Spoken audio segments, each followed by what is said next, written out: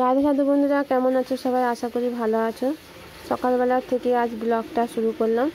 সকালবেলা আমি চান টান করে গোপাল সোনাকে তুলে দিয়েছি, দিয়ে এই গোপী চন্দন দিয়ে তিলকটাও কেটে নিয়েছি। কীভাবে তিলক কাটবে তার ভিডিওটা তোমাদের দেখাচ্ছি। এই দেখো, প্রথমে কপালে, তারপর নাভিতে, তারপরে তার একটু উপরে, তারপরে গলায়, তারপরে আরও দাদুর সঙ্গে তিলক কাটতে হয়। এই দেখো, এই হাতে কাটতে হয়। এই দেখো তিলকের যে কাটার মন্ত্রটা, সেটা আমি কাগজে লিখে তোমাদেরকে দেখাচ্ছি। এইভাবে তিলক কাটবে, 1 2 3 4 5 করে, পরপর 12-13টা যে মন্ত্র আছে, এরকম মন্ত্র বলেই তিলকটা কাটতে হয়। তোমরা দেখো, প্রথমে এই যে মাথায়, তারপরে নাভিতে নারায়ণ নমঃ, তারপরে ওং মাধবায় নমঃ, গলায় গোবিন্দায় নমঃ, মধুসূদন নমঃ, ওং বিষ্ণুবে নমঃ, বাবনায় নমঃ, হৃষিকেশায় নমঃ, ওং, তারপর পিঠে হচ্ছে ওং পদ্মনাভ।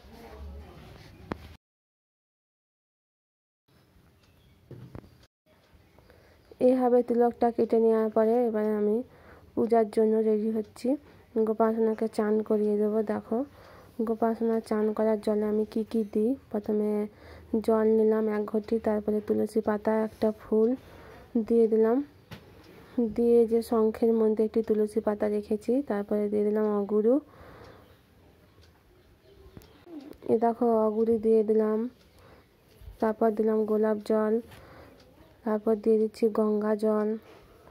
প্লেন জলের সঙ্গে সব কিছু মিশিয়ে এবারে শঙ্খের মধ্যে ঢেলে দিলাম। শঙ্খের মধ্যে দিয়ে একটু ফুল দিয়ে দিলাম, দিয়ে এবার শঙ্খের মধ্যে জলটি দিয়ে গোপাসনাদের চান করিয়ে দিচ্ছি। তুলসী পাতার ফুল দিয়ে গোপাসনাদের চান করাতে হয়। এইভাবে চান করালে গোপাসনাও খুব খুশি হয়। চান করানোর একটি মন্ত্র আছে, সেই মন্ত্রটা বলেই চান করতে হয়, মানে গোপাসনাদের চান করাতে হয়। 3 বার শাঁখে জল নিয়ে 3 বারই আমি গোপাসনাদেরকে একটু একটু করে জল দিয়ে 2টি গোপাসনাকে আমি চান করিয়ে নিচ্ছি। দেখো,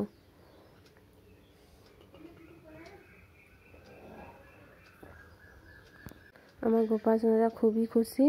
আজ খুবই ঠান্ডা পড়লে তখন গরম আর ঠান্ডা জল মিশিয়ে চান করায়। এখন অতটা ঠান্ডা নেই, তাই এমনি সঙ্গে সঙ্গে কল থেকে জল ধরে আমি চানটা করিয়ে দিই। চান করানোর মন্ত্রটি বলে চান করাবে, দিয়ে হরে কৃষ্ণ মহামন্ত্রটি বলবে, দিয়ে এইভাবেই গোপাসনাদের চান করিয়ে নেবে। তারপর গা হাত পা পুছিয়ে সাজিয়ে গুছিয়ে তোমাদের দেখাচ্ছি। দেখো, গোপাসনারা খুবই খুশি। গোপাসনার হাতে তুলসী পত্রগুলো দিয়ে দিলাম, যেগুলো জলের মধ্যে ছিল সেগুলাই আমি দিয়ে দিলাম। দিয়ে গোপাসনাদের গা হাত পা মুছিয়ে সুন্দর করে সাজিয়ে গুছিয়ে নিলাম। ঠাকুর ঘরে অবশ্যই এরকম ময়ূরের পালক রাখবে। আর ঠাকুরকে কি ভোগ দিলাম জানো? আঙুর, খেজুর, মটরশুঁটি, আপেল, এগুলোই আজকে ভোগ দিয়েছি। দিয়ে ভোগের মধ্যে তুলসী পাতা দিয়ে দিলাম। এই দেখো, তারপরে ঠাকুরের আরতির জন্য সব কিছু সাজিয়ে নিলাম। ধূপ সিঁদুর দিয়ে ঠাকুরের কপালে দিয়ে দেবো।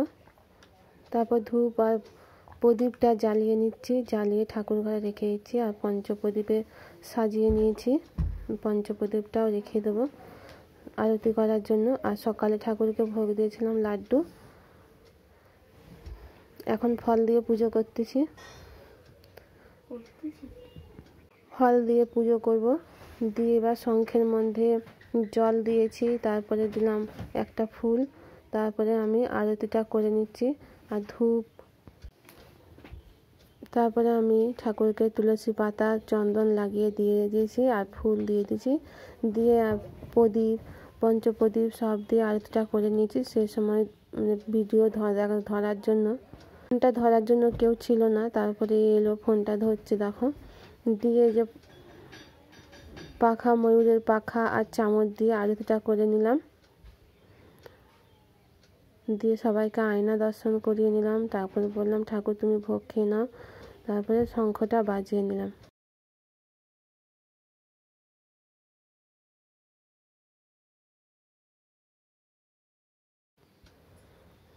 গোপাসনার পুজো কমপ্লিট। গোপাসনারা এখন ভোগ গ্রহণ করুক। এই দেখো, সবাইকে আমি তুলসী পাতা নিবেদন করেছি। আর বাড়িতে যতটুকুনি ফুল ছিল ততটুকুন ফুল দিয়েই আমি ফুল নিবেদন করেছি ভগবানকে। গুরুদেবকেও অল্প অল্প ফুল দিয়েই নিবেদন করেছি। গাছে বেশি ফুল ফুটেনি, অল্প ফুল ফুটেছিল, তাই অল্প অল্প ফুল দিয়েই ভগবানের পুজোটা করে নিলাম। ভগবানকে বললাম তোমরা ভোগ গ্রহণ করো। আমার